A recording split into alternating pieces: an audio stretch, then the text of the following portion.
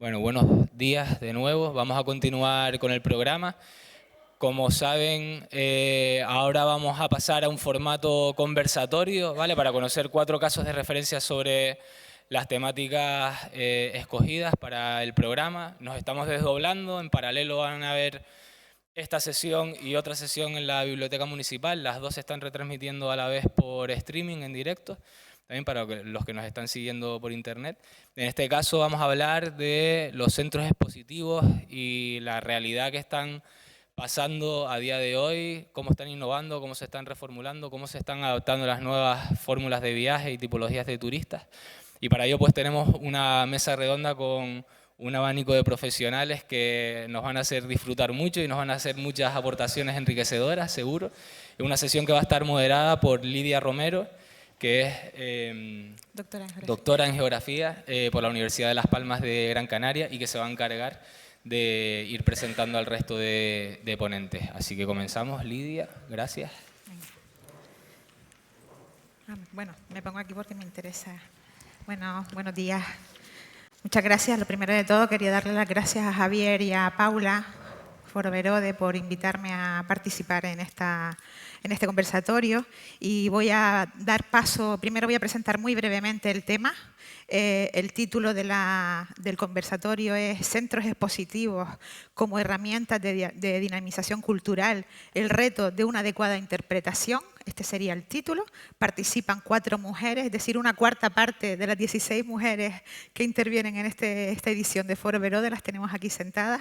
Son 4 profesionales y voy, antes de presentarlas a cada una de ellas para darles pie a su intervención, voy a comentar solamente y brevemente 3 palabras claves que aparecen señaladas en el título del conversatorio. Centros expositivos. Estamos en una época de cambio. No está bien definido lo que son los centros expositivos. De hecho, he buscado en la ley canaria recién estrenada y no aparece lo de centros expositivos. Vienen los museos.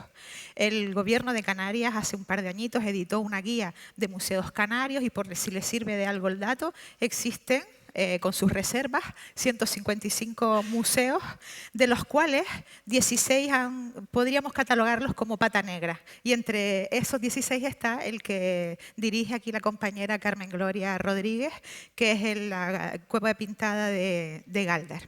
¿Por qué se les da esa categoría a esos 16 museos? Pues porque cumplen, además de lo mínimo que debe cumplir un museo, de condiciones, este sello de calidad, digamos que de alguna manera cumple accesibilidad universal, transparencia, igualdad y sostenibilidad. Por tanto, decirles en ese sentido que a pesar de ese número importante de museos que tenemos o de centros expositivos, me gusta más ese término que es como más amplio, ¿no? Y abarca muchas más facetas, es un término que está, como digo, por definir. Existe un centro internacional que es el ICOM que está definiendo aportando una nueva visión de lo que deben ser los museos, muy ambicioso por cierto, pero quizás nos hable aquí la compañera Carmen Gloria del tema. Con respecto a los museos, son ejemplos de dinamización cultural y decirles también que, para finalizar con el título de la mesa del conversatorio, el reto de una adecuada interpretación. Ahí sí que me tira un poquito la vena de docente en un máster de patrimonio que tenemos de los 2 que existen en la Universidad de Las Palmas de Gran Canaria, porque entre otras cosas queremos dar salida profesional a nuestros alumnos que vienen de los grados, fundamentalmente de todos los grados que puedan existir, y es decir, está abierto a cualquier profesional, pero fundamentalmente nos nutrimos con alumnos de los grados de Geografía, de Historia e Historia del Arte. Y en ese sentido la interpretación del patrimonio es algo que promovemos desde nuestra facultad. En ese sentido, la interpretación pues, requiere de una formación de una serie de personas que tengan una calidad, que aporten una calidad en la información, una calidad en la exposición, en la expresión y que permitan una buena difusión de la información. Y ya para terminar, me gustaría que sí quedara claro lo que se entiende por interpretación del patrimonio. Es un proceso creativo en el cual lo que hacemos es el arte de conectar lo intelectual y emocionalmente, es decir, conectar intelectual y emocionalmente al visitante con los valores del recurso patrimonial o con los valores del lugar, porque también hablamos de patrimonio natural, de territorio, de paisaje cultural, con el visitante. Y a su vez para promover que esa persona crea su propio significado y al mismo tiempo levantar o promocionar conciencia de conservación con respecto a ese espacio.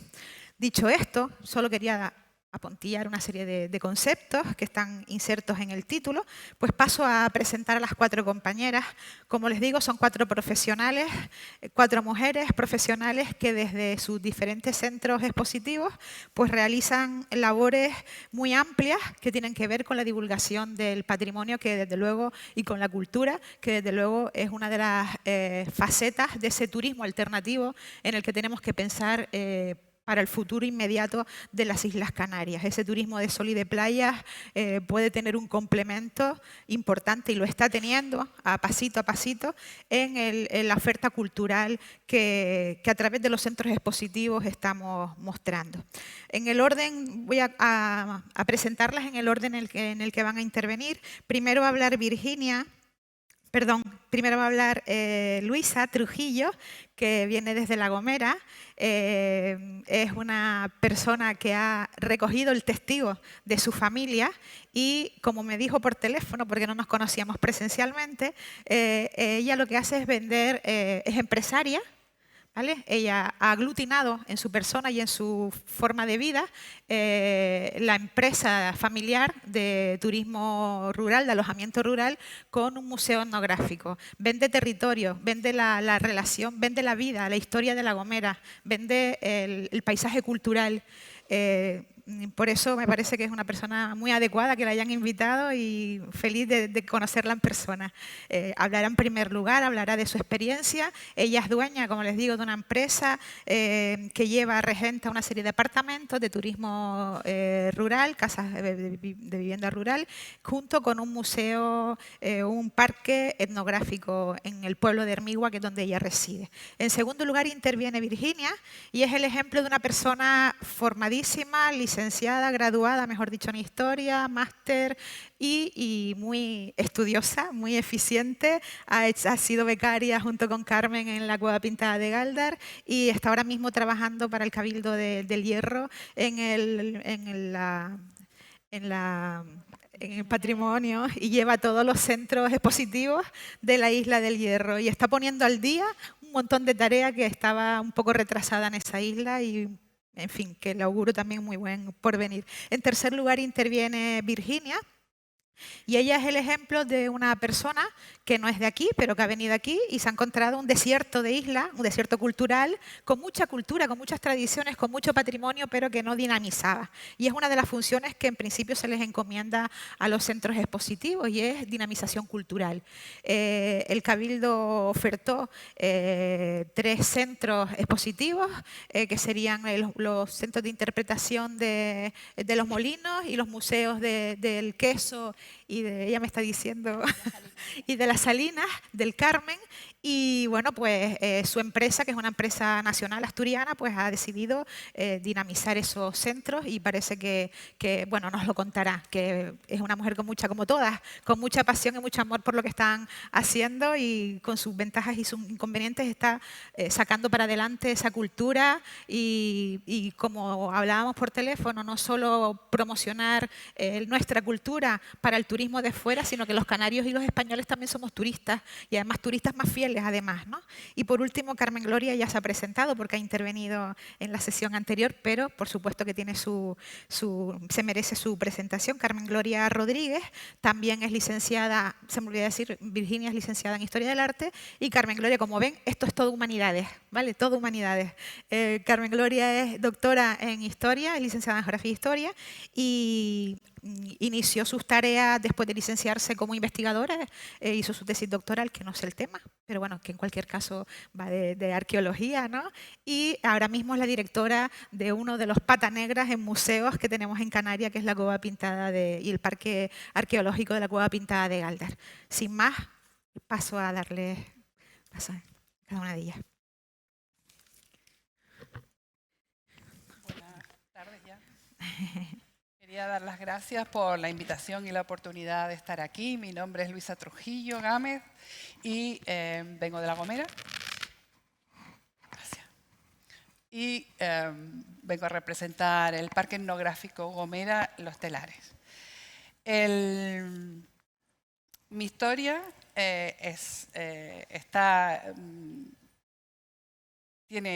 cumplo ahora 60, o sea, tengo 60 años y todos esos 60 años están muy ligadas a esta empresa. Yo nací en una empresa con una madre que se dedicaba empezó al colegio, o sea, era profesora, maestra, y de repente se ve envuelta en un proceso de cambio y de desarrollo de la isla que la lleva por la empresa que no era su vocación. No, a ver, la tecnología. ¿Quieres que te lo vaya pasando yo? Sí, no me pasa la... Sí, está pasando. No. ¿No? Sí, gracias. Vale, es la tecla derecha, izquierda. Izquierda, Aquí. vale, que le estaba dando. Nosotros empezamos, nuestra empresa empieza en el 69. En el 69, pues, ocurre un... No, a ver, este no... Un santo a cueva pintada. ¿Eh? ¿La ruedita? ¿Puedes subir? Pintada. Bueno, yo sigo, como el tiempo apremia. En el 69 hay un cambio en La Gomera, y es las comunicaciones. En Tenerife, antes para ir a La Gomera teníamos que ir o todo el día en barco o toda la noche, no teníamos aeropuerto. En el 69. Entonces hay un cambio, el Transmediterránea decide pasar el barco a los cristianos, se acorta la travesía y se acorta también el tiempo porque cambian por los Santa María, allá por esa época. Unos barcos que son estos, que eran modernísimos en aquella época y que acortaban la travesía. ¿Y eso qué hace? Que el turista llegue a La Gomera. No llega el turista residencial que había, pero yo creo que eran los hippies en Mayran Rey y poco más, que eran americanos, que huían de la guerra de Vietnam, bueno, otra historia. Y este barco favorece la excursión de un día. Las agencias de Tenerife empiezan a encontrar interesante La Gomera y van por la mañana en el primer barco y vuelven por la tarde en el último barco con un grupo de turistas, un autobús, empezó muy poquito. Esto hace que se plantee una serie de necesidades o de oportunidades para La Gomera. Pues se necesitaba un centro, un sitio de artesanía donde llevar a estos turistas para que vieran un poco de la cultura. Mi madre recoge el guante de esa petición y crea Los Telares. Los Telares nace en una casa antigua y era experiencial, o sea, podías ir a ver, había 6 telares y la gente podía ir, las señoras de alrededor, que era una zona de tejedoras, podían ir a tejer a demanda. O sea, ellas, entre el potaje y el chiquillo, pues iban y estaban una hora o 2 horas. Y a su vez había un taller, también con mujeres del entorno, que hacían de esos metros, pues los elaboraban traperas, colchas y se vendían en la tienda. Era como un circuito donde se trabajó la artesanía. Se trabajó la artesanía de la isla. En la isla había artesanía que era muy grande, pues para uso doméstico. Se empezó a pensar en el viajero que llevara una pieza un poco más pequeña. Eso se le dio otro uso y otra oportunidad a la cerámica, que ya estaba a punto de desaparecer. Y tanto es así que mi madre le pedía a la alfarera, la única, que era doña Guadalupe, que quedaba en el Chipude, que le hiciera piezas porque se vendía y tenía éxito, y ella decía que no. Y entonces mi madre le amenazó, así como muy a lo Gomero, y le dijo, pues si usted no hace, yo los hago en Hermigua. Dice, no, yo le hago las que quiera. Y tanto así que mi madre fue la madrina de su nieta, o sea que al final hubo casi una relación de familia. Y en el 82 se genera otra demanda. Llega un turoperador pequeñito alemán que hace senderismo y le pide a mi madre que si conoce, pasa por el centro de artesanía, que si conoce dónde quedarse. Mi madre dice, si me da un año, yo le digo dónde. No había pensiones muy pequeñitas. Y entonces, pues estaba haciendo un aparcamiento para esa tienda y la parte baja era un hueco enorme que se le quedaba libre. Pues hizo 12 apartamentos y ahí empezó el senderismo en La Gomera, en 1982. Que el 82 lo remarcamos porque nos hicimos legales.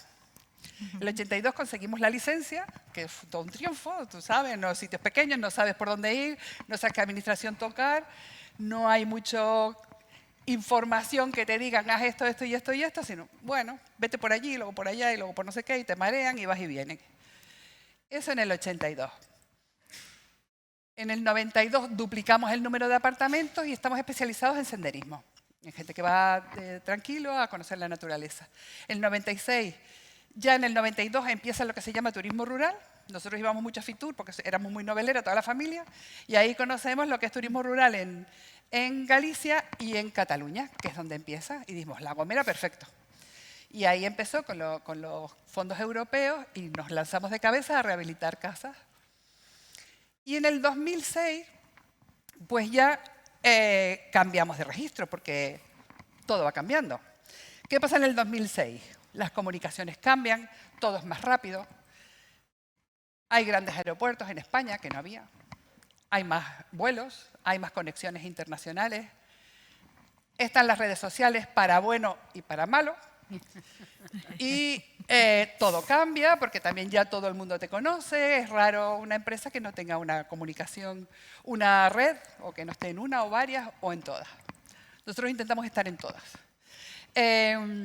También inauguramos un molino de gofio. Como las carreteras son estrechas, los autobuses no podían parar, compramos una finca que era de un familiar, 100 metros más abajo, y empezamos a cultivar la finca. La finca tenía un museo en el barranco, perdón, un molino. El molino había desaparecido, ya no tenía ni piedras, tenía el hueco y las 2 piedras. ¿Qué hicimos? Dijimos, bueno, pues como en Abu Simbel.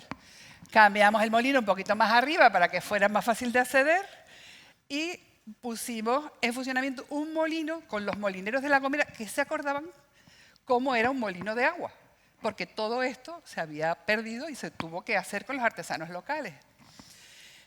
Eso, más la tienda, más el parking, más unos baños nuevos, más la finca, pues creó otra experiencia.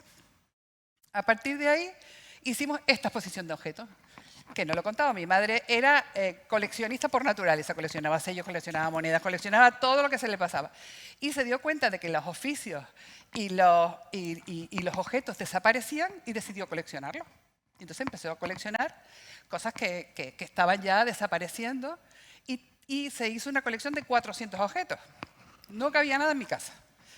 Y entonces decidimos, tanto mi marido como yo, que había que ponerlo en un sitio que estuviera decente, que se pudiera ver, y yo tengo, bueno, pues amigas que son historiadoras, me ayudaron, fui al Museo La Laguna, estuvimos indagando, estuvimos así un poco a labor de... Hicimos unos cartelitos que ustedes ven ahí, con el objeto, una fotito a lo mejor. Hicimos esto. Y claro, pero esto se queda para el que entre y pues, lo conozca o no lo conozca y lo interprete a su manera. Aquí lo vemos. O sea, esto era más decorativo que lo que tiene que hacer, porque son cerámicas antiguas. No son cerámicas nuevas, son cerámicas antiguas. Y entonces pues tienen que tener su valor, su conservación, Esto no nos quedó tan mal en aquella época. Y luego, en el 2011, pues cambiamos. Nos dio por la sostenibilidad más y más. Nos metimos, como nos aburríamos, hicimos la 9000, 9001, 14000, 14001, el EMA. Empezamos a pensar en clave sostenible y seguimos trabajando en esa línea. Nos metimos en la Carta Europea de Turismo Sostenible, que esta es una figura que viene adscrita a un parque nacional, en este caso el Parque Garajonay de La Gomera. Nosotros somos muy de monte, como la gente de las islas pequeñas, y para nosotros el Garajonay, pues lo que sea, allá vamos. Porque para nosotros el monte es la casa, y estamos todos debajo. Entonces nos adscribimos en el 2003, empezamos con las primeras reuniones, fuimos con fervor y cariño, y en el 2011 firmamos como una empresa comprometida, de las primeras 20 empresas comprometidas con los objetivos de la Carta Europea de Sostenibilidad. Eso genera una hoja de ruta con formación, porque es un compromiso que tú adquieres en esa carta, donde tú vas mejorando y cada vez vas metiéndote más en una propia ruta marcada por ti para ser más sostenible, para ir hacia ese objetivo, junto con la isla, y trabajar en red con el resto de las empresas. Tiene otra cosa también muy buena, y es que tienes al parque, que te acompaña, te da formación, está en todo. Tienes subvenciones, con lo cual, de Parque Nacional, que te ayudan a generar proyectos en ese sentido. Y en ese sentido creamos nosotros el Parque Etnográfico Los Telares en 2019, que es a día de hoy lo que tenemos. Y ese parque etnográfico, que se puede oír, oler, tocar, comer, porque es una finca con un restaurante, lo que cultivamos es ecológico, lo vendemos en el restaurante, tenemos 20.000 tótems en el exterior que interpretan el paisaje y el territorio, que se pueden tocar, que se pueden oler, tenemos cabras que balan, gallinas que ponen huevos que nos comemos en el restaurante, fruta que cogemos y hacemos zumo, y por supuesto la tienda y la artesanía.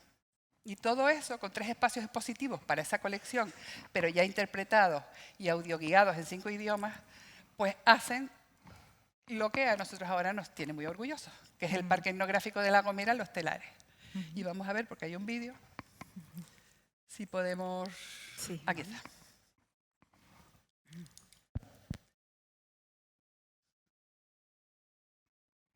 No sé si no hay sonido.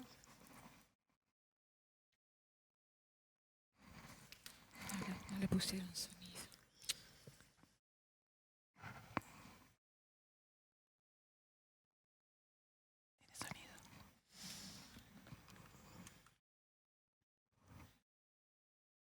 Sí, ahí.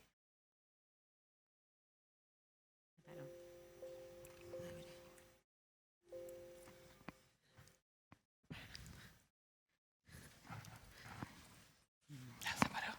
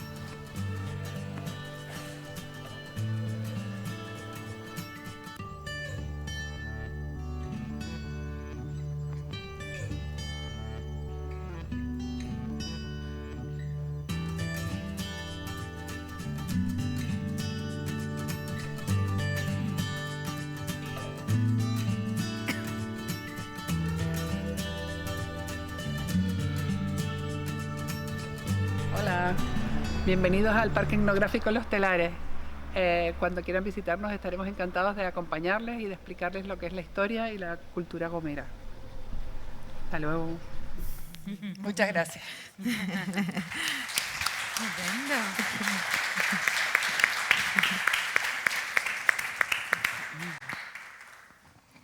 Tiene tabla.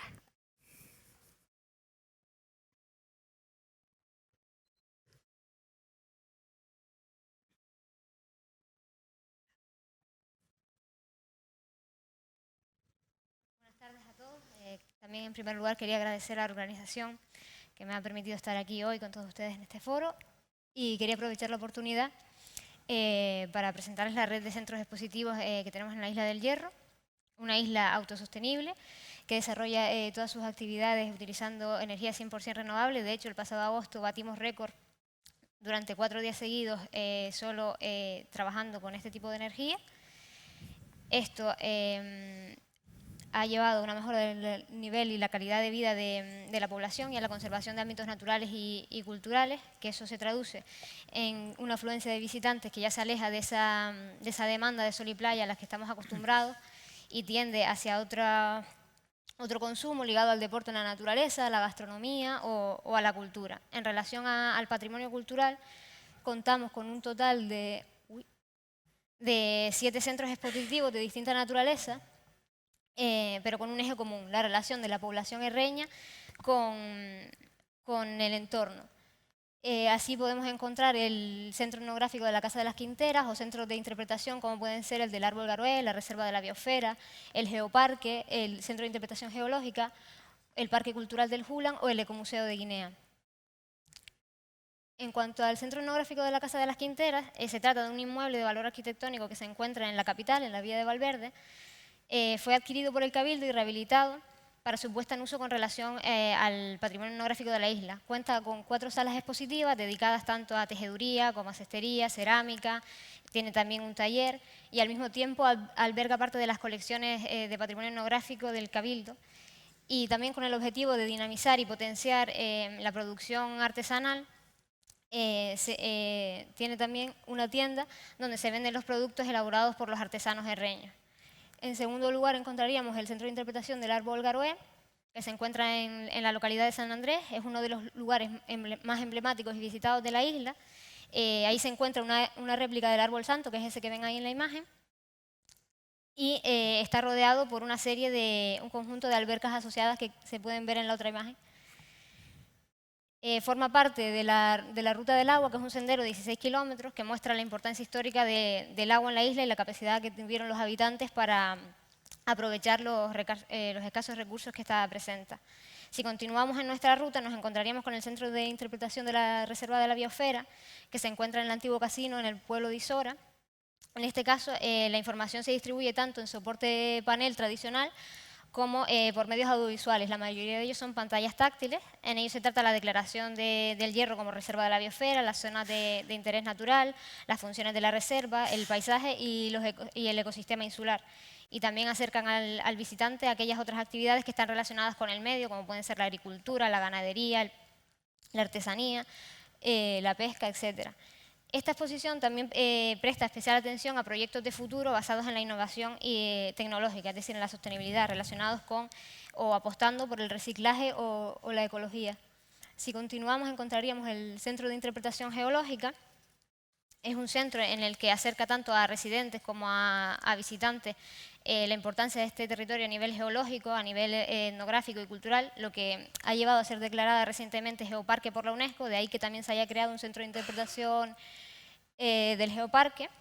Este centro de interpretación en realidad consta de 2 módulos distintos, o sea, de 2 edificios, a los que se añade un sendero interpretativo que recorre una zona volcánica. El primero de los edificios está destinado al vulcanismo canario, en concreto a la conformación de la isla del Hierro, y la tecnología que se ha invertido en este centro hace al visitante tener una experiencia única. Gracias al gran muro interactivo que podemos ver en la imagen, en el que se muestran diferentes paisajes volcánicos, con un sistema, o sea, un detector de presencia en el que se implanta un sistema tipo Kinect. Las pantallas muestran un gran panel gráfico con textos e imágenes, nada más que situándose sobre las huellas que se pueden ver en la imagen. Mientras que en el segundo edificio el visitante disfruta de un espectáculo audiovisual en el que se reproduce la erupción del volcán que se encuentra en la Restinga y que se hizo tan famoso en estos últimos años. Si continuamos nuestro recorrido por la isla, llegaremos hasta el Parque Cultural del Hulan, que cuenta tanto con un centro de interpretación como con un yacimiento arqueológico de gran extensión en el que destacan los grabados como los de los letreros y los números. El centro de interpretación está distribuido en 2 plantas con exposición permanente, exposición temporal y sala de audiovisuales, y ofrece información al visitante sobre la población aborigen herreña, los llamados bimbaches o bimbapes. La ubicación estratégica de este centro convierte accesible el patrimonio arqueológico de esta vertiente de la isla, que está casi deshabitada, al mismo tiempo que permite contemplar su paisaje. Y por último, encontramos el Ecomuseo de Guinea, que está situado en el Valle del Golfo y presenta una triple oferta turística. Por un lado, el tubo volcánico de Guinea, en el que los visitantes entran en contacto con eso que se les presenta tanto en el Centro de Interpretación Geológica como en el Geoparque. A continuación pueden visitar también el Centro de Recuperación del Lagarto Gigante del Hierro, una especie endémica en peligro de extinción, y por último el poblado de Guinea, un conjunto de viviendas que muestra la evolución del hábitat de la población herreña desde mediados del siglo XVI hasta finales del siglo XX. Teniendo en cuenta todos estos recursos, podemos destacar varios aspectos. Por un lado, la reutilización de los espacios, explotando al máximo las capacidades disponibles, ya sea mediante el nuevo uso que se le da a edificios históricos, como es el caso de la Casa de las Quinteras, o a través del posicionamiento del centro en el enclave al que está dedicado, como es el caso del poblado de Guinea o del Hulan. Por otro lado, cada uno de los centros muestra un aspecto único del enclave donde se sitúan, de forma que la visión en conjunto de los mismos permite generar una imagen global y completa de la historia y de la situación actual de la Isla del Hierro. Desde las áreas de patrimonio, turismo y el resto de departamentos del Cabildo, no solo se ha primado la interpretación correcta de estos enclaves, intentando eliminar esos sesgos que se aparten de la información más objetiva, sino que nos hemos decantado por la creación de una red de centros que permite la retroalimentación, con el fin de optimizar a nivel interno la coordinación, la gestión y la difusión de los mismos. Y a nivel externo, en el último año se ha propuesto un proyecto que se titula Pasaporte al Hierro, la isla con alma. Es un elemento promocional realmente que fomenta la movilidad del turista, y ya que consiste en la compra de un documento único, un pasaporte, bueno, una especie de pasaporte, que sirve de entrada a todos los centros de la isla y que se sella al visitar cada uno de ellos. Esto se puede adquirir tanto en las oficinas de turismo como en cada uno de los centros de expositivos y supone una serie de ventajas. Para el visitante, pues un ahorro que oscila entre el 30 y el 50% dependiendo del lugar de residencia del visitante. El documento es personal, intransferible y no caduca. Esto sirve de aliciente al visitante para volver a visitar la isla en el caso de que no puedan completar esa ruta por la red de centros. Otro atractivo que tiene es la búsqueda del cuño del pasaporte, que hace que se recorran paisajes que de otra manera hubieran pasado desapercibidos, que el visitante que acude al Hierro no los conoce en primera instancia, tiene en su mente paisajes de costa y la isla tiene mucho más que ofrecer, paisajes de interior, de cumbre. Y por último, para el visitante también tiene un añadido que es la información que se plantea a través del QR, lo que supone una inversión previa en la información que le va a dar cada uno de los centros. También tiene una serie de ventajas para el desarrollo local, porque la iniciativa busca incentivar el conocimiento y el disfrute de este conjunto de instalaciones turístico-culturales, el descubrimiento de nuevos lugares que ya veníamos comentando con ese aprovechamiento, esa búsqueda del sello. Es una manera de impulsar la economía local, ya que propicia el consumo gastronómico y el de otro tipo de productos de la zona. Y esto incide en la creación de nuevos puestos de trabajo y la concienciación por parte de la población para preservar el medio ambiente y los recursos culturales. Todas estas mejoras, unidas a una mayor promoción e inversión en publicidad, han incidido en el aumento del llamado turismo cultural. Aquí, como vemos en el gráfico, son datos sobre los visitantes de los dos últimos años. El 2019, como no ha acabado, pues no tengo los datos completos, sobre los visitantes de cada uno de los centros, y podemos observar cómo ha habido en el último año un crecimiento de un 28%. A pesar de este evidente crecimiento que se viene dando en los últimos años, ¿a qué retos se enfrentan estos centros expositivos? Sin duda, al tecnológico, tanto a nivel expositivo como promocional. Las nuevas generaciones de visitantes exigen un acceso globalizado a la información, y ello se traduce en la utilización de herramientas digitales o virtuales, tales como pantallas táctiles, aplicaciones, el uso de redes sociales, la realidad aumentada, etc. Y con vistas a cubrir estas nuevas necesidades y sirviendo como revulsivo a la red de centros que hemos estado comentando, se ha gestado la idea de la isla inteligente a través de un proyecto que se llama el Hierro en Red, que está financiado por el Ministerio de Economía y Empresa a través de Red.es y con la cofinanciación del Fondo Europeo de Desarrollo Regional. Es un proyecto que apuesta por la modernidad y el uso de nuevas tecnologías en un modelo de desarrollo sostenible, y para ello se centra en ámbitos como la movilidad, el turismo, el gobierno inteligente, etc. Se trata de crear una plataforma inteligente a la que pueda acceder tanto el usuario de a pie como las administraciones o otro tipo de entidades o de empresas, y que alimente otros sistemas, como un sistema de georreferenciación o de utilización de datos, portales o una aplicación móvil. Es una solución integral que se está planteando para utilizar en toda la isla, para disponer de una única visión y una gestión integrada de la información, y que proporcione un mayor control a la hora de tomar decisiones y de gestionar los procesos. En definitiva, la red de centros expositivos del Hierro centra sus recursos en crear una oferta sostenible que atraiga tanto a locales como a visitantes, en planificar la gestión de los mismos sobre la base de su integración en el lugar donde se enclavan, fomentando la participación ciudadana e impulsando el comercio local. Y por último, se intenta resaltar la experiencia como un modo de acercar la cultura. Todas las tendencias que se vienen dando desde la Administración para fomentar este tipo de actividades tienen como objetivo que la respuesta a esta pregunta sea siempre sí. Muchas gracias.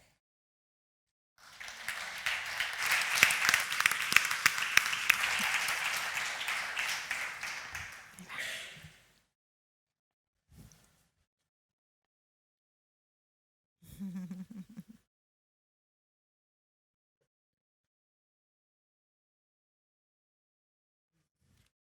buenas tardes a todos. Mi nombre es Eva, soy la responsable del departamento educativo de los centros culturales que gestiona la empresa Proasur en la isla de Fuerteventura. A finales del año 2017, la empresa Proasur, especializada en gestión cultural, asume la gestión de 3 centros culturales pertenecientes a la red de museos del Cabildo de Fuerteventura. Serían el Museo del Queso Majorero, el Museo de las Salinas del Carmen y el Centro de Interpretación Los Molinos en Tiscamanita. Estos 3 centros son instituciones clave para conocer la cultura y el patrimonio de la isla de Fuerteventura. Me encantaría haceros una presentación detallada de en qué consisten estos centros, pero si hago eso no puedo hablar de todo lo demás que quiero hacer, así que vamos a hacer que las imágenes, bueno. Las Salinas del Carmen son las salinas más antiguas de Fuerteventura y las únicas que continúan en funcionamiento. Contamos con el complejo salinero que Proasur tiene que gestionar la parte de museo, pero por supuesto tiene que gestionar la explotación de la sal en la isla. Vemos que va a ser una explotación 100% sostenible, sin utilización de ningún tipo de maquinaria y siguiendo los métodos tradicionales que suponen no tener motores para captar el agua del mar, utilizando nuestro famoso saltadero, un sistema único en Canarias, y como veis, utilizando la labor tradicional de este oficio como el de salinero. También, por supuesto, os decía, la parte interior del museo. Antiguamente el museo era el Museo de la Sal, hablaba genéricamente de la sal en el mundo y se decidió, cuando Proasur llega a la gestión, hacer un cambio de concepto. ¿Qué tienen las Salinas del Carmen de especial? ¿Cuál es su historia? ¿Cuál es su singularidad? ¿Cómo es esta sal de espuma de mar que producimos únicamente en Fuerteventura? ¿De qué manera podemos hacerlo atractiva para el visitante? Vamos a hacer una recreación de una casa de principios del siglo XX, hacia 1910, del propietario don Manuel Velázquez Cabrera, al que le debemos esta empresa de las Salinas del Carmen. Como os digo, me encantaría profundizar, pero voy resumiendo, simplemente una breve presentación de los centros. El Museo del Queso Majorero, que como veis cuenta en su parte exterior con un bien de interés cultural como es el Molino de Antigua, con una parte exterior muy llamativa, muy interesante, con zonas ajardinadas, un jardín de cactus con diferentes especies de diferentes partes del mundo y, por supuesto, una parte interior que cuenta con 3 salas que hace un recorrido por la historia, la formación volcánica, la fauna, la flora de la isla, entender qué tiene de especial nuestra cabra majorera, cómo es el proceso de elaboración del queso, cuáles son sus singularidades, su historia, su gastronomía. Bueno, un concepto muy amplio desde el que abordar este excepcional producto majorero. Por último, tenemos el Centro de Interpretación de los Molinos en Tiscamanita, ubicado en una antigua casa majorera, una casa tradicional, una arquitectura hecha en piedra, con su patio en el centro, en cuyas habitaciones se hace un recorrido por la historia, la tradición, la agricultura, la molienda, el gofio, y que, por supuesto, permite también una visita al interior de este molino, también bien de interés cultural. ¿No me va? Bueno, la parte interior también fue, la reforma expositiva, vamos a decir, museográfica de este centro de interpretación, también fue abordado por Proasur, como veis, uniendo la parte más tradicional de la exposición de los objetos con una parte más interactiva, más llamativa, que atraiga a nuestros visitantes, como ese videomapping que se proyecta de una manera muy original sobre esos sacos de gofio o de harina que mismamente podemos mancharnos con ello cuando nos acercamos. Bueno. No quiere, no pasa nada. Sabemos que Fuerteventura destaca, por supuesto, como un destino turístico por su buen tiempo, por sus playas, por sus paisajes. No podemos hablar de que sea un núcleo receptivo de un turismo cultural a gran escala, pero sí podemos hablar de cómo su rico patrimonio cultural y su conservación, interpretación y difusión a través de estos centros culturales y estos museos pueden complementar y pueden enriquecer la oferta turística tradicional de sol y playa que se ha venido ofreciendo en la isla. El patrimonio es sin duda un elemento distintivo y diferenciador que es susceptible de transformarse en un foco de atracción y en un lugar de encuentro, que es de esto no solo un foco de atracción, también un lugar de encuentro para la comunidad, que es de lo que hablaremos en la segunda parte. Por supuesto, el patrimonio local majorero pasa de ser un recurso a convertirse en un producto turístico capaz de generar riqueza y empleo, por supuesto con sus especificidades, es decir, es necesario poner especial atención en su conservación, en su mantenimiento y, por supuesto, nunca olvidar garantizar el disfrute de este rico patrimonio no solo a los turistas, sino por supuesto también a la comunidad, a las residentes en la... ¡Ay! Dale a la ruedita. Si le das a la ruedita, va. Ay, pero va al revés. No, pues dale en sentido contrario. Es que esto no tiene que aparecer así. Bueno, da igual, no pasa nada. Estaba puesto para que fuera apareciendo punto por punto. No, cachito por cachito, no pasa Con la nada. ruedita. Que si no me voy a perder y es peor, tengo poco tiempo. Lo que yo quiero decir es que hace muchos años en Fuerteventura se viene reivindicando la red de museos de Fuerteventura como una importante oferta cultural alternativa de ese turismo de sol y playa. Pero, ¿cómo se materializa esto en la realidad? Creo que ha quedado demostrado que abrir un montón de centros al público no es suficiente. No basta con eso. Da igual que sean 5 o que sean 15. A veces, cuanto menos y bien gestionado, mejor.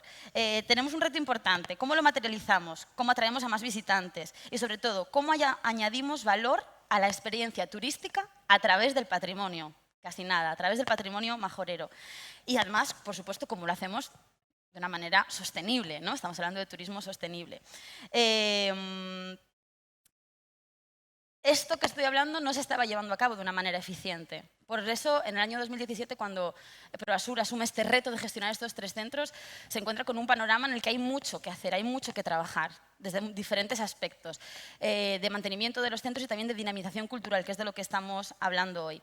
Antes de hablar de la parte que más nos interesa, que es esa dinamización cultural, yo había hecho esta diapositiva en la que quería destacar la gestión de la empresa, ¿vale? En la que la dinamización es solo una parte. La gestión de la empresa en estos 3 centros empieza por una gran inversión que se hace, que quiere posibilitar una serie de cambios que quieren redundar en una mejora de las instalaciones, en una mejora de la experiencia turística y en una mejora de la rentabilidad que genere beneficios no solo para la empresa, sino por supuesto para la economía local. He puesto diferentes círculos en los que podríamos hablar someramente de en qué puntos se han hecho esos cambios. Pueden ser puntos tan sencillos, para aquellos que vivís en Fuerteventura y conocéis la red, tan sencillos como que los centros no cierren los lunes y los domingos. Como que los centros estén abiertos todos los días de la semana, que estén abiertos 365 días al año, que tengan un horario suficientemente amplio para atender la demanda de visitantes y he puesto también la palabra personal, queriendo decir un personal cualificado para atender al perfil de visitantes que tenemos, que es en su mayoría o en gran proporción un turista que viene del extranjero, por lo que necesitamos un personal especializado no solo en la parte de información turística, de atención al cliente, sino también en idiomas. La parte de instalaciones y de museografía, por supuesto que la empresa ha hecho una gran inversión. Como os decía, se renovó el Centro de Interpretación de los Molinos, se renovó el Museo de las Salinas del Carmen con ese cambio conceptual, se buscó una museografía atractiva, interactiva, con paneles, con escenografías, con táctiles, con juegos, con manipulativos, para que la experiencia per se, solamente de visitar el centro expositivo, pudiera mejorar. En servicios entran muchas cosas también, podemos hablar de cafetería, de restaurante, el restaurante de las Salinas del Carmen, que ha abierto recientemente, que cada uno de los centros tenga su pequeño servicio de restauración, que tenga, por supuesto, tiendas en las que se ofrezca artesanía local, que se potencie esa economía de los artesanos de la isla, que es muy importante también para nosotros y para que redunde en su beneficio. O, por ejemplo, en el Museo del Queso Majorero, pues un espacio para la realización de eventos de diferente índole. La parte de difusión, someramente, pues podéis imaginaros un panorama en el que no estaban potenciadas las redes sociales. Tenemos que llegar a la gente, 1, para que vengan a visitarnos, 2, para que una vez que deciden venir a visitarnos, sepan que tenemos una oferta cultural atractiva y pueden participar en diferentes actividades. Había una página web general del Cabildo con todos los museos. Ha habido que crear una página para cada uno de los centros. Ha habido que crear un Instagram para los centros. Ha habido que crear un Facebook. Ha habido que darle vida al museo a través de estos recursos que son muy, muy importantes. Y la última parte sería la de actividades culturales, que es específicamente en la que nos queremos centrar. Experiencias culturales, educativas, didácticas, de calidad, por supuesto. Ahí se iba. Bueno, lo que quiero decir es que para cumplir el objetivo de poner en valor, difundir, facilitar la interpretación del rico patrimonio majorero y hacerlo mediante acciones que mejoren y completen la experiencia del visitante, se decide crear un departamento educativo. Y creo que es algo muy interesante esta decisión estratégica por parte de la empresa dentro de su gestión cultural. Crear un departamento educativo que esté llamado a articular y a ofrecer esas experiencias y esa dinamización de los centros, que atienda tanto a los turistas como a la comunidad. Por supuesto, las actividades que tenemos para cada uno de este público y los objetivos con los que trabajamos en cada una de esas actividades son muy diversos y tienen unos retos muy diferentes. El reto final es esta flecha, es generar una dinamización cultural, unas actividades educativas que pongan en conexión, que integren a la comunidad, a los residentes en la isla y a los visitantes que vienen de fuera, que pueden ser extranjeros, que pueden venir de la península o que pueden venir de cualquiera del resto de islas. Hemos apostado, por supuesto, por la experiencia. La palabra experiencia no es algo novedoso, llevamos tiempo, tenemos que apostar por esto desde diferentes frentes. Sabemos que el perfil de visitante está evolucionando, tiene otras demandas, quiere vivir, quiere empaparse de cultura y en todo lo posible vivirlo y experimentarlo. En este sentido hemos creado diferentes actividades, os voy a presentar muy someramente. Salinero por un día. ¿Qué mejor manera que entender el valor del trabajo, del oficio tradicional del salinero, el valor de este patrimonio, este bien de interés cultural como son las Salinas del Carmen, que siendo salinero? Así que ofrecemos una actividad en la que los visitantes pueden hacer un recorrido guiado por las salinas, pueden conocer su funcionamiento, su historia, sus peculiaridades y finalizar en un encuentro muy interesante con nuestros salineros que hacen la segunda parte de la visita. Como veis, les muestran el almacén, los diferentes tipos de sal, el interés de su oficio y les dan sus herramientas, sus ruedos, para que ellos mismos se conviertan en salineros por un día.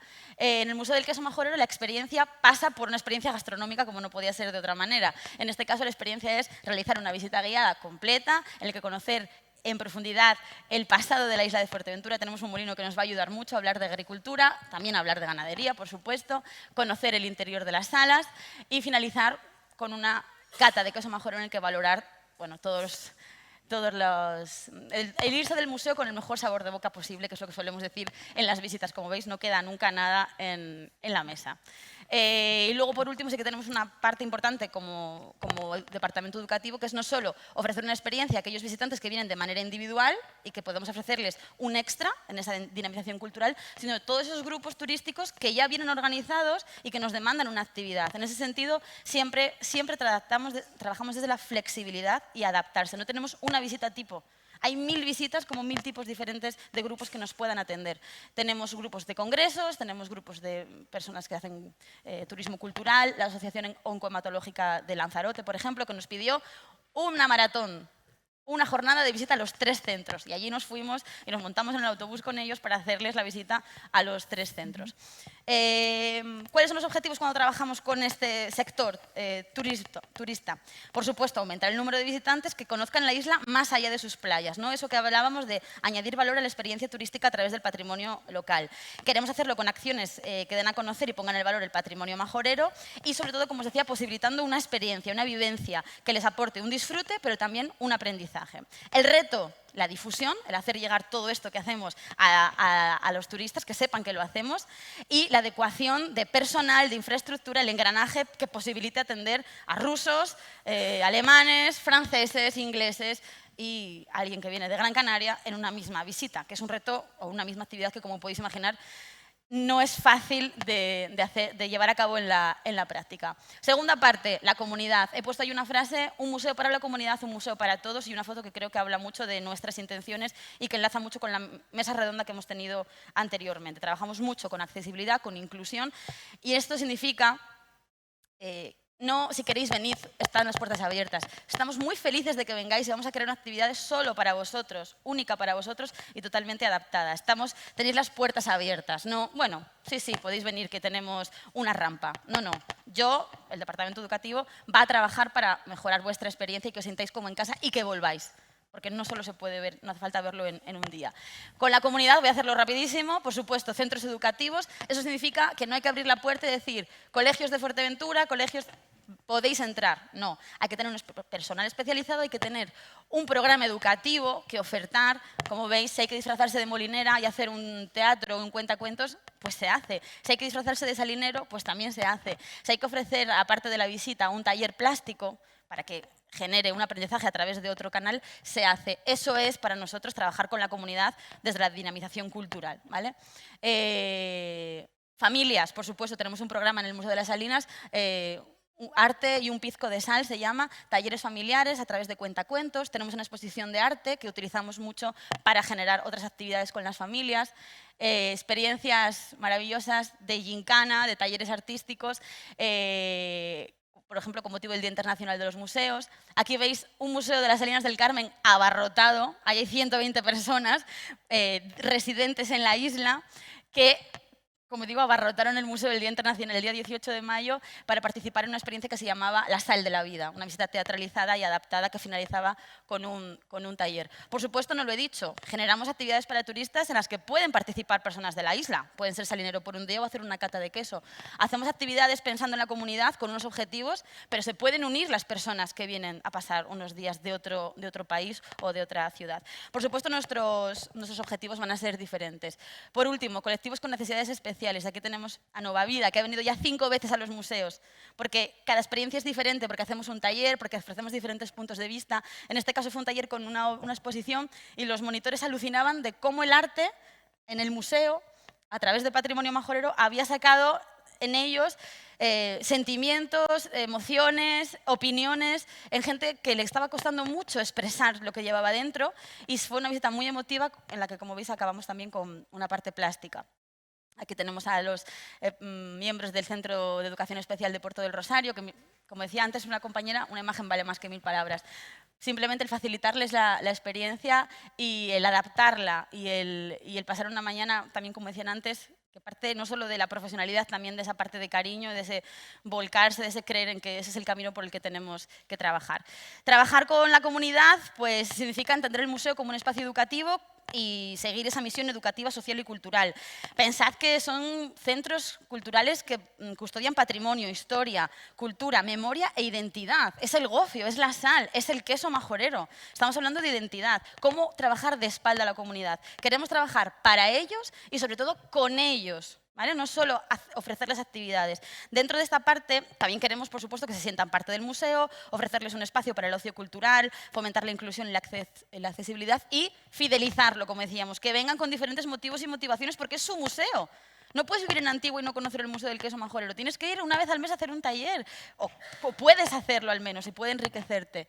Y de la integración de la comunidad y de los turistas, pues nos salió Somos Patrimonio.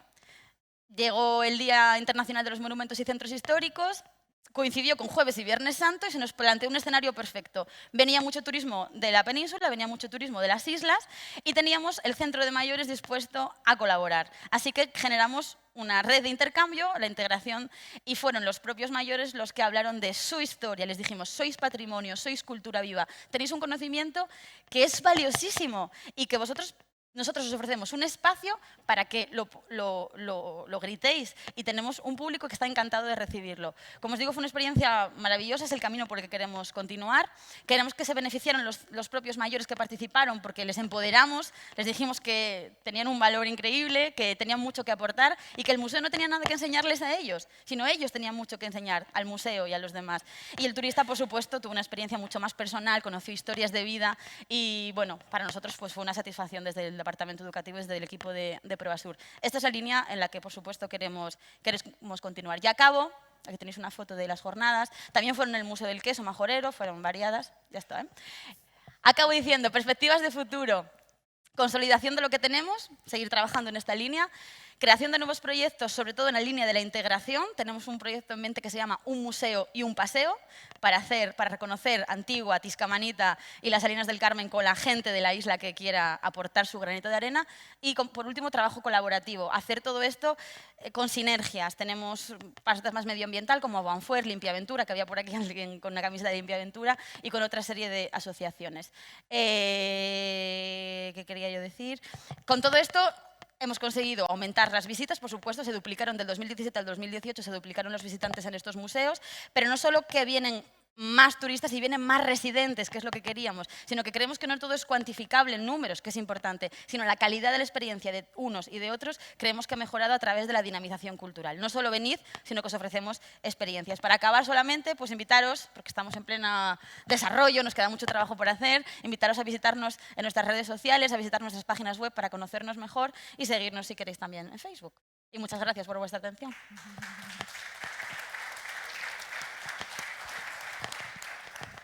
Por último, Carmen Gloria.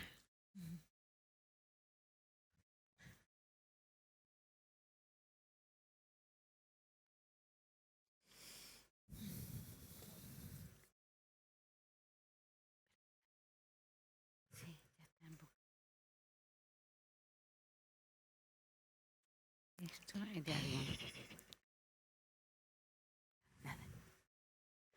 Hola, muy buenas tardes. Yo voy a plantear una intervención diferente porque es verdad que les he puesto estas imágenes en continuo, pero no voy a hablar del museo especialmente.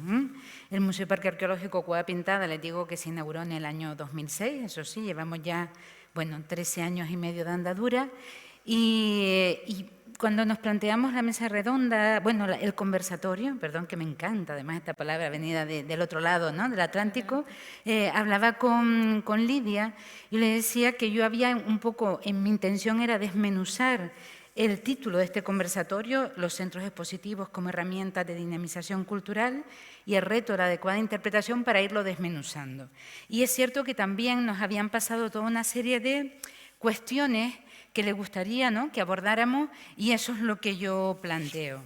Entre esas cuestiones había una muy importante, que era diferencias y similitudes de museo, con museo, centro de visitante, casa museo, sala de exposición, fundaciones, etcétera. Y claro, yo que trabajo en un museo y parque arqueológico, me parecía muy pertinente, sobre todo vinculado con este tema que nos ocupa, que es la sostenibilidad, entendida además de una forma transversal y muy amplia, que no se refiere solo al reciclado, ¿no?, porque a veces habla de sostenible y es que sea sostenible económicamente que la gente recicle. No, estamos hablando de algo muchísimo más complejo. A la hora de hablar de centros expositivos, hemos visto además ejemplos de un museo privado que gestiona, y enhorabuena porque estoy todavía yo me voy a ir a los telares en cuando pueda. Hemos visto una isla, ¿no?, también, que tiene muchísimos centros y que desde el propio Cabildo se gestiona, y hemos visto una empresa que gestiona equipamientos públicos, que a mí personalmente me sorprende enormemente porque yo defiendo siempre la gestión pública del patrimonio público. Otra cosa, y ya lo verán en el punto 2, es que para eso tenemos que contar con la empresa privada, y así lo hacemos. Es decir, esa colaboración, pero el patrimonio sea el tipo que sea natural, cultural, inmaterial, la defensa, creo, en nuestra postura, hacerlo siempre desde lo público. La definición de museos está viviendo, ustedes no se imaginan el lío que hay desde la reunión de septiembre del ICOM, que es el Consejo Internacional de los Museos, para definir los museos y cambiar una definición que desde el 2007 no se cambia. Y de hecho, la reunión de Kioto era para cambiarlo y no se ha cambiado. ¿Por qué? Es cierto que los museos, tal y como son entendidos, se supone que son definición actual, institución permanente, sin ánimo de lucro, al servicio de la sociedad, su desarrollo, abierta al público, que adquiere, conserva, investiga, comunica y exhibe el patrimonio tangible de la humanidad y su entorno con fines de educación, estudio y disfrute. Hay luego muchísimos párrafos que siguen, incluyen el inmaterial, los jardines botánicos, los parques arqueológicos, pero ese es el núcleo. Es evidente que se queda obsoleta. Pero claro, en este debate, ¿no?, que hay en torno a los museos, a los centros expositivos, a nuestro papel, ¿no?, como instituciones públicas o privadas en la sociedad, claro, se propone, fíjense la nueva definición, los museos son espacios democratizados, inclusivos y polifónicos para el diálogo crítico sobre el pasado y el futuro, reconociendo y abordando los conflictos y desafíos del presente. Mantienen los artefactos y objetos que les han sido confiados por la sociedad, salvaguardan la diversidad de la memoria para las generaciones futuras y garantizan la igualdad de derechos y el acceso al patrimonio de todas las personas. Además, son participativos y transparentes y trabajan en asociación activa con y para diversas comunidades para recopilar, preservar, investigar, interpretar, exhibir y mejorar la comprensión del mundo, con el objetivo de contribuir a la dignidad humana, la justicia social, la igualdad global y el bienestar planetario. Bien, esta definición no se ha aprobado. ¿Por qué? Es fantástica, pero claro, las personas que trabajamos en los museos decimos, díganme un museo que cumpla este requisito. Esto, lo hablaba yo con Lidia en el avión, esto entra parte de lo que en nuestra, ¿no?, planificación debe estar como visión, misión y valores. Pero es que los museos somos esto. ¿Hay alguien que pueda garantizar esto? Yo, desde luego, en el Museo Parque Arqueológico Cueva Pintada, por mucho que trabajemos las 5 personas que estamos en plantilla del Cabildo de Gran Canaria, aunque seamos 30 trabajadores, no alcanzamos, ¿no? ¿Quién puede garantizar la absoluta transparencia, la participación plena? Es decir, que estamos en un momento de debate y por eso se ha parado, entre otras cosas, porque decía, bueno, díganme, ¿no?, quien sea capaz de levantar la mano. Bueno, entonces, Cueva Pintada y los museos, yo creo que tienen que volver también, a pesar de todos estos retos, a cuál es su fundamento, ¿no? Y su fundamento es que tienen colecciones de naturalezas muy variadas, ¿no? Hay una frase que yo repito, que es de Ballard, de Josep Ballard, un especialista en patrimonio, que es simple. Las colecciones son a los museos como el yunque y el martillo al herrero. Es contundente, pero sin colecciones no hay museo. Entonces, ahí yo creo que es de donde partimos. Y cuando te entran en juego colecciones, enseguida el siguiente paso es los museos tienen que conservar e investigar esas colecciones. Es decir, esa parte de gestionar las colecciones. Pero también desde el momento en que abre al público, tiene que gestionar a sus públicos, ¿no? Porque sus públicos se convierten no solo en su razón de ser, ¿no? A veces hay que olvidarse un poco de los objetos y volverse a las personas del presente y también del pasado que nos han dejado ese testimonio. Entonces, esa gestión de público se convierte en una tarea fundamental, pero que tiene que estar en equilibrio con todas las demás. Y en este punto entra también en juego la transversalidad. La transversalidad se refiere a colecciones, a su conservación, a su investigación y a los públicos. Y esa transversalidad es inclusión, es igualdad, es un equipamiento sostenible, que intentamos, por ejemplo, en Cueva Pintada, ser un museo inclusivo, un museo donde la visibilidad de la mujer esté presente, un museo que intenta, al menos, porque no lo consigue, ser autosuficiente con la instalación de una planta fotovoltaica, es decir, gestos cotidianos que nos ayudan, ¿no?, a cumplimentar esa transversalidad. ¿Cómo se hace? Otro de los puntos que nos enviaban eran los recursos humanos necesarios y qué profesionales, qué perfiles tienen que tener estos centros. Pues yo creo que estos centros, yo vengo del mundo de la arqueología y nadie discute que en arqueología tenga que haber personas que estudian, ¿no? Decía que no sabía de qué era mi tesis, pues yo he estudiado los restos de peces de yacimientos arqueológicos. Estoy viendo a un colega que estudia ahora las faunas minúsculas, los insectos que aparecen incluso en las momias, o casi sobre todo lo de las momias. Es decir, hay especialidades para todo, pero a la hora, sobre todo en arqueología, no sé, en otros ámbitos, de querer transmitir y difundir y dar ese paso más allá de la colección, pensamos que somos suficientes y defiendo desde aquí la necesidad de equipos igualmente transdisciplinares, con maestras, educadores sociales, con especialistas en turismo, con especialistas en, por ejemplo, pedagogía, por supuesto, con personas que sean, ¿no?, comunicación, títeres, teatro, es decir, toda esa gama, ¿no?, de perfiles que nos permiten dar ese otro paso, ¿no?, que nos acerca y que nos permite realmente ser dinamizadores culturales, ¿no? ¿Por qué no unas noches en los museos con danza, donde el patrimonio se disfrute, como estamos viendo ahora en esa imagen? Otro de los puntos, además de esos perfiles, tú me cortas cuando llegue. Otro de los puntos que nos hablaban se refiere a todo lo que son los canales digitales. Los nativos digitales, qué lugar tiene que ocupar la tecnología, las redes sociales, hasta qué punto, ¿no?, hay que darle una mayor presencia. Nosotros estamos en un museo donde hay una serie de audiovisuales, fuimos el primer lugar donde se proyectó una película en 3D, rodada en alta definición por primera vez en Europa. Bueno, y es verdad que es importante tener determinados recursos que enganchen y que sean, pues bueno, es verdad que desde un punto de vista de la técnica, novedoso, pero hay un peligro y es desequilibrar, porque yo creo que la palabra mía siempre en la gestión es el equilibrio, desequilibrar y sobre todo que toda la incorporación de esas herramientas e instrumentos interpretativos exigen una renovación continua, no solo ya porque se queden, porque se nos estropean, sino por eso que llamamos la obsolescencia, pero no la programada, la percibida. Ustedes no han ido a un museo donde hay una televisión todavía de tubo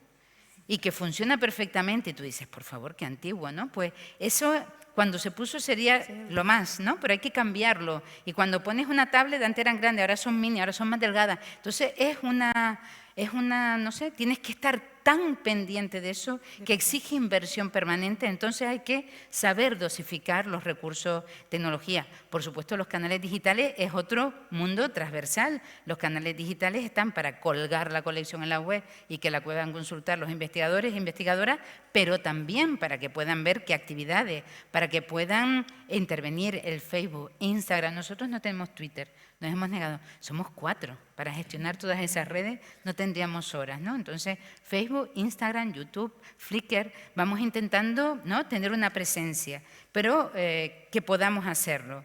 Y sobre todo para la adolescencia, diría yo, más que para los pequeños y pequeñas, sí que intentamos crear programas, ¿no?, educativos, sobre todo, donde las tecnologías, sobre todo los dispositivos móviles, entren en juego.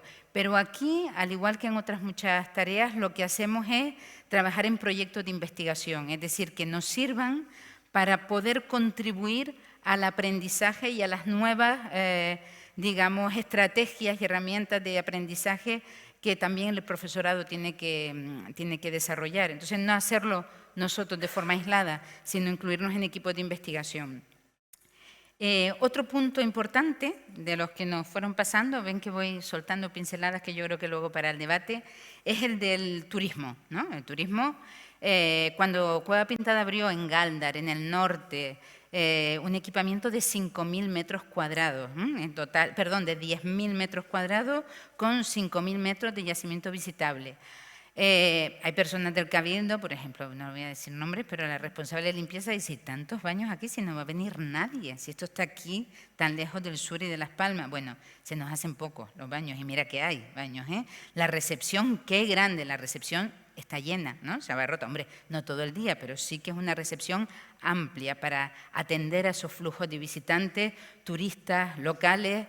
Pero lo que sí que es cierto que cuando se reclama el papel de Cueva Pintada en la dinamización del norte, teníamos claro lo que estamos oyendo, que Cueva Pintada tenía que ser un equipamiento volcado a la sociedad Gran Canaria y Canaria, para custodiar uno de los espacios arqueológicos más relevantes de la isla, no el más, uno de los más relevantes, eso de hacer ranking es un espanto, es uno de los más relevantes, y que además se podía convertir en un recurso turístico de excelencia, eso dicen.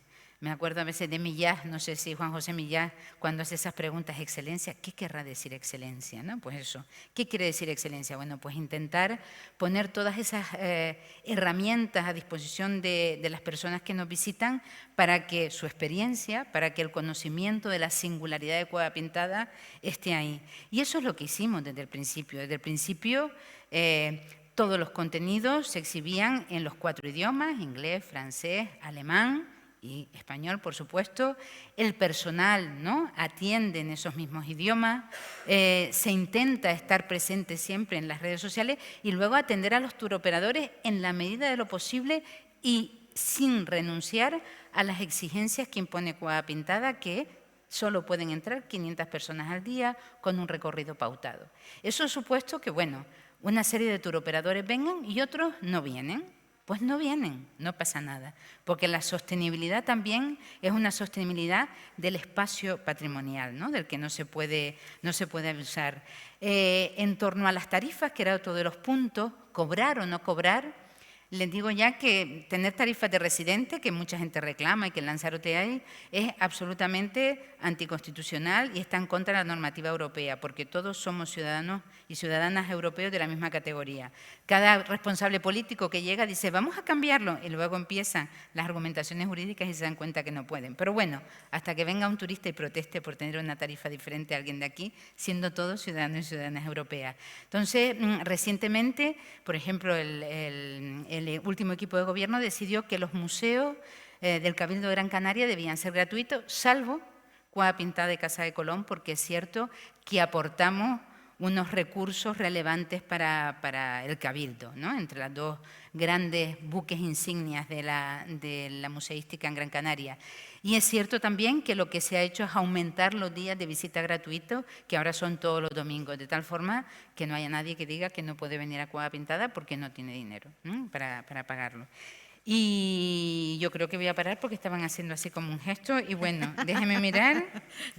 Y yo creo que lo más relevante, y ya termino, en relación al turismo, es que lo que tenemos que potenciar es que si este equipamiento está volcado a la sociedad de Gran Canaria, lo que intenta buscar siempre es la singularidad del espacio. Nosotros no somos museo de arqueología insular, ni se pretende, es buscar lo que lo hace diferente, porque yo creo que ese es el lugar que tiene para atrapar, ¿no?, desde un punto de vista cultural al turista, buscar su singularidad y personalidad frente a otro destino. Muchas gracias. Muchas gracias. No sé si por dónde se oye. ¿Se oye? Sí. Muchas gracias, compañeras. Damos paso a la... Hay un par de cuestiones que sí me gustaría lanzar como reflexiones. Gracias, Carmen Gloria, porque has cerrado el círculo. Has hecho un recapitulatorio de todo lo que se ha ido hablando y has hablado de las compañeras. Y básicamente has tocado todos los temas que desde la organización nos sugirieran que tocáramos. Y básicamente, decirle, simplemente voy a lanzar como 4 puntillas por si quieren entablar un debate o directamente al público, por si quieren preguntar en esa línea. La singularidad, ¿vale? Empezamos el día con la intervención del representante del Cabildo de Fuerteventura hablando de la emergencia climática y desgraciadamente, algo sé de climatología por ser geógrafa y geografía física, sabemos que el mapa del clima global está cambiando. Por lo tanto, ese clima primaveral que nos caracteriza es muy probable que cambie. Y eso quiere decir que va a cambiar incluso el mapa de la oferta turística de sol y de playa. En ese sentido, no quiere decir que tengamos que sustituir el turismo de sol y de playa por un turismo, en este caso cultural, o si hablamos de otras sesiones, un turismo activo o inclusivo, pero sí que hay que pensar que ya lo hacían nuestros primeros visitantes, hay que echar mano de la historia.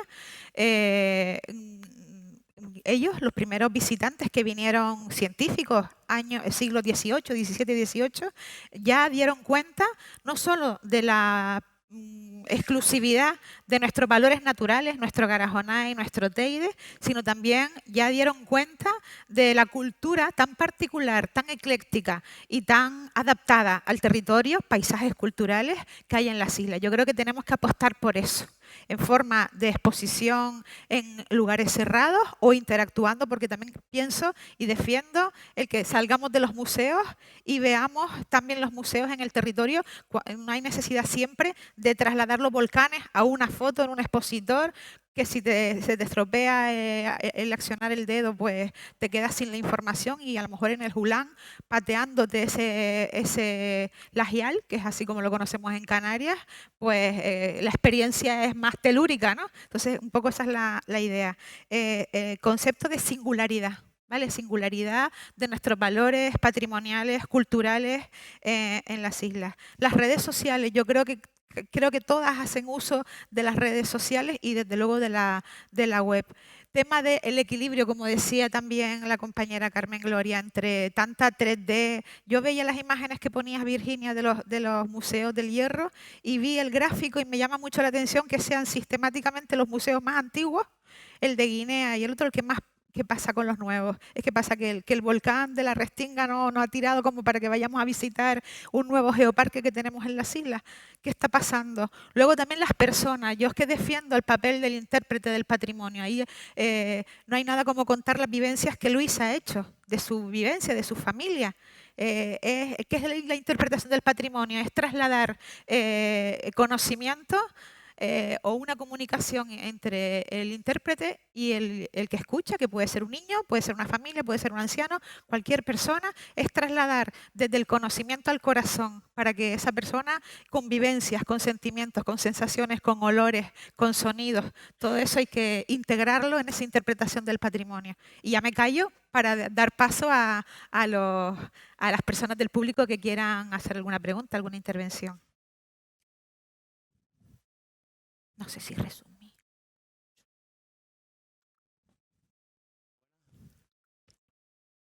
Hola, ¿se oye?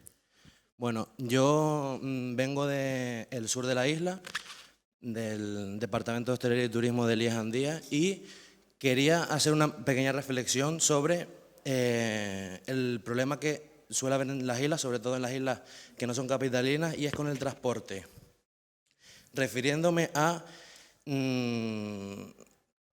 si queremos defender un turismo sostenible, un turismo que no contamine tanto, ¿por qué la única posibilidad que actualmente tenemos es de ir con nuestro propio coche, con un coche alquilado o, en su defecto, con alguna guagua o bus que se contrate, ¿no? Y no hay posibilidad de que los ayuntamientos o los cabildos pongan una buena red de autobuses o guaguas, según lo llamen, en las islas.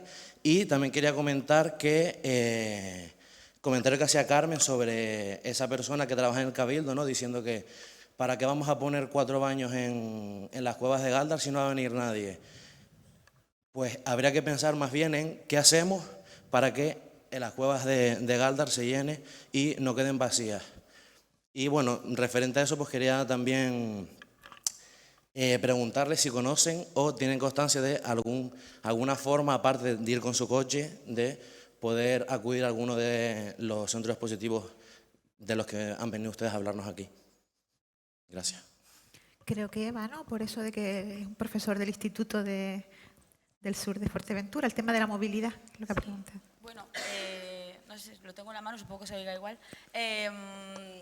Ahora mismo la posibilidad de llegar a los centros que gestiona la empresa, como bien sabes, pasan efectivamente por el vehículo propio o por tomar el transporte público, que sí que para en Antigua, justo enfrente del Museo del Queso Majorero, sí que para en Fiscamanita, también justo enfrente del centro de interpretación, y también llega a Las Salinas. Otra cosa es, que no creo que sea yo la que tenga que entrar a decir, cómo es el sistema de transportes en la isla de Fuerteventura, qué eficacia tiene o qué, vamos a decir, con qué asiduidad pasan esos autobuses, cómo están conectados. Los centros entre sí no están todos conectados, es imposible ir desde Antigua, como bien sabéis, hasta Caleta de Fuste o hasta el Museo de las Salinas, no hay ninguna guagua que lo realice. Entonces, toda la razón con el tema del transporte.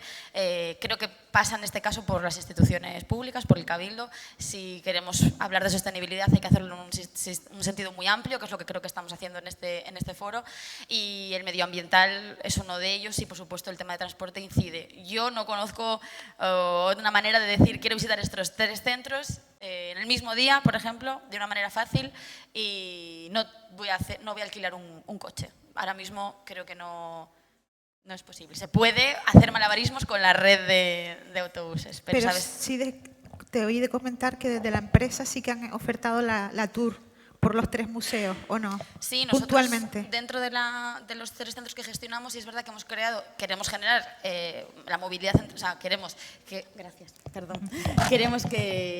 facilitar el acceso a los 3 centros, pero simplemente nuestra parte ha sido el crear un ticket conjunto a pequeña escala como el pasaporte que indicaba ella, pero con las particularidades de Fuerteventura, porque no todos, la red de museos está gestionada de la misma manera. Una la gestiona el Cabildo, otra la gestiona la empresa. Entonces, llegamos a estos 3 centros y tenemos una entrada conjunta a los 3 centros, pero no hay una infraestructura de transporte que lo avale ahora mismo. No sé si alguien quiere... Sí. Bueno, yo tengo...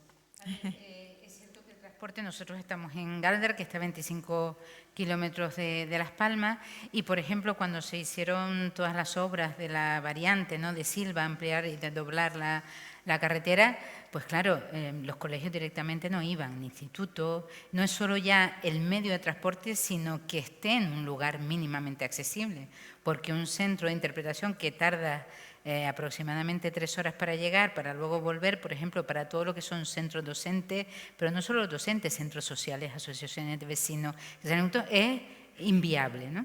Sé que hay estrategias que hay que explorar porque para Gran Canaria, por ejemplo, en la Fortaleza ha trabajado con la Dirección General de Patrimonio Cultural para intentar que financie o al menos parte del transporte para que los centros docentes puedan llegar hasta la Fortaleza, porque resulta gravoso. El Cabildo, cuando abrió Cueva Pintada, también financió una parte para que llegaran, pero era solo para centros docentes.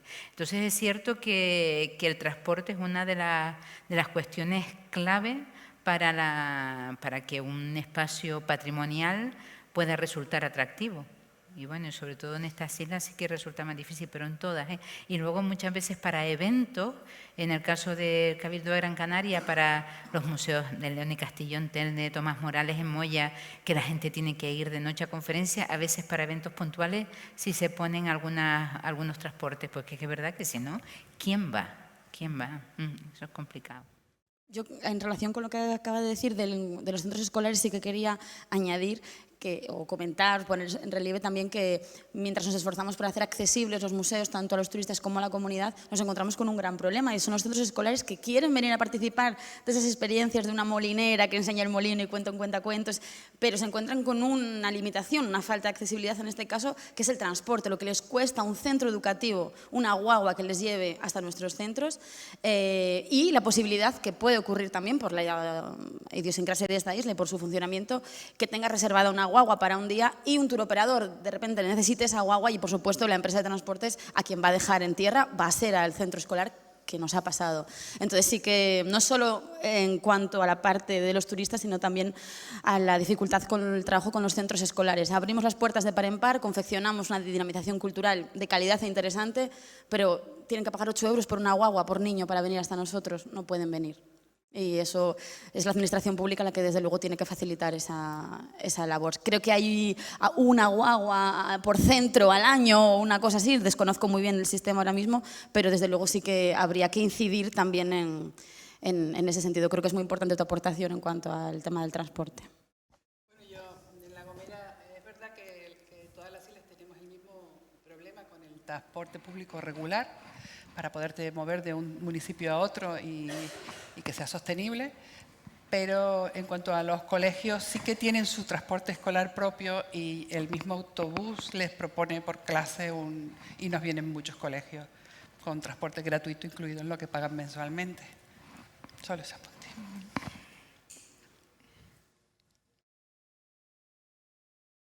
En lo que llega el micrófono, quería preguntarles, compañeras, se nos llena la boca cuando decimos número de turistas que han entrado, pero número de turistas que han entrado con la sonrisa, ¿lo cuantificamos? O manera de, a través de los Facebook, ahora con el Booking.com y con todas estas plataformas de contratación de eventos y de servicios turísticos, el me gusta, es decir, se cuantifica. Eso es un aspecto, es verdad que me olvidé decirlo y que para nosotros es clave. Si me oye nuestra compañera Macarena me mata. Y es que desde el año 2006 hacemos evaluación continua de varios aspectos. De satisfacción de forma permanente desde 2006, con lo cual no solo a la población canaria, peninsular, turismo extranjero, con lo cual nos permite ver cómo van variando de forma muy ligera, la verdad, las preferencias o la incorporación, por ejemplo, de visita autónoma frente a la visita guiada. Todo eso es evaluado, pero no solo eso, sino también programas específicos, yo que sé, los talleres infantiles, la visita nocturna, el campus de arqueología, pero yo creo que el aspecto más interesante, y en principio los índices de satisfacción son altos, con lo cual, bueno, vamos salvando la situación y, por supuesto, adoptando las medidas para corregir aquello, ¿no?, que se detecta que puede haber un problema. Pero yo creo que lo más interesante es las evaluaciones de cara en los equipamientos patrimoniales a la comprensión de los mensajes expositivos. Porque a veces decimos, se fue contentísimo o contentísima esta persona, nos puso la máxima puntuación, pero le dice, bueno, y le haces una pregunta y te das cuenta que no ha entendido nada. Que no está mal, Que una persona pase 1 hora y media en un equipamiento y se vaya contenta, ya está bien, pero la verdad, por lo menos que se vayan, ¿no?, contentas con este aspecto. Entonces, eso sí que lo vamos haciendo y hemos detectado 2 problemas en relación a la ubicación cronológica de las culturas prehispánicas, otros aspectos, y entonces pues se toman medidas para corregirlo, pero se mide. Claro que yo creo que es fundamental medir por cuestión de sensibilidad y responsabilidad, sobre todo en los equipamientos públicos. Los privados, pues lo mide muchas de las apps que hay, como TripAdvisor o mismo Google, donde tú puedes calificar. Nosotros estamos pendientes y aparte, pues por ejemplo, no en el museo, pero sí en alojamientos y demás, mandamos siempre una encuesta vía móvil que el cliente pues, contesta o no contesta, según quiere, y muchos recursos. A ver qué. Sí, primero felicitarles a todos por la intervención. En mi caso yo trabajo para la administración, pero he tenido la suerte también durante muchos años de trabajar para la empresa privada. Entonces tengo la suerte de tener un poco las 2 visiones. Lo que quería comentarles era, a mí me sorprende un poco, porque también desde la administración tenemos contactos con centros escolares, y como ejemplo, mi sobrino con 18 años entró ya en la universidad, pero su último viaje de fin de curso fue un crucero a las islas griegas, con el instituto. Pero nunca ha estado ni en La Palma, Gomera y Hierro, ni Tenerife, entre otras. Entonces yo tengo la suerte de conocerlas todas y creo que cada isla tiene mucho que ofrecer a escolares de 18, 16, 15, 14, etc. Mis sobrinas con 15 hacen un viaje este año, también de curso, a Francia. La misma pregunta, tampoco conocen Palma, Gomera, Hierro, Tenerife, Lanzarote, etc. Entonces mi pregunta es, tanto los centros que se gestionan desde el punto de vista público como privado, ¿por qué entre todos no se unen? Envían un escrito tanto a la consejería como a los ayuntamientos a través de la FECAM y le explican que es importante que un niño canario o residente en Canarias conozca lo que tiene alrededor.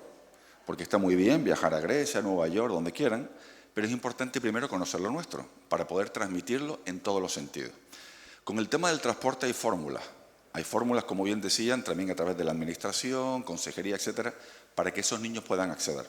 Y la pregunta que yo les hago es, yo soy un fan de los museos, en el caso de Eva la felicito porque en muy poco tiempo han hecho muchísimas cosas que no se hicieron años atrás y todos los turistas que nosotros recomendamos que vayan a visitar esos centros salen encantados.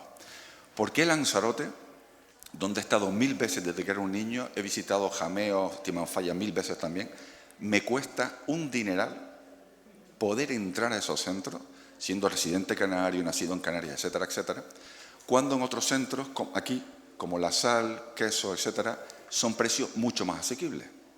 Es imposible para una familia con 2 niños que puedan visitar más de 2 centros en Lanzarote, porque la mitad del presupuesto se les va.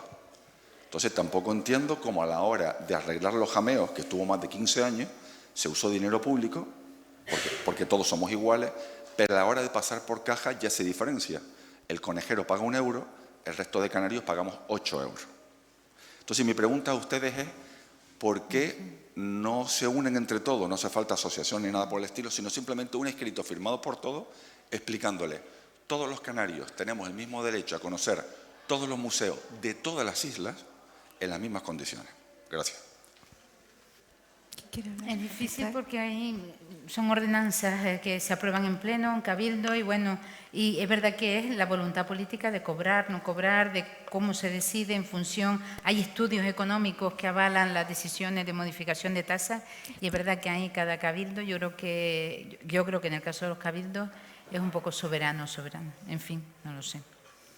Pero es verdad que los desequilibrios son evidentes, ¿no? Sí, tiene toda la razón del mundo, claro. Que un museo te cueste 1 euro y otro 9, pues es verdad que es complicado. Pero bueno, se puede plantear porque tenemos un congreso de museos de Canarias y es una cuestión que se podría abordar.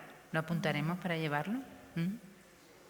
Muy bien, pues muchísimas gracias, que nos invitan ya a terminar para poder seguir la jornada después del mediodía. Muchas gracias a todos. Gracias, señora.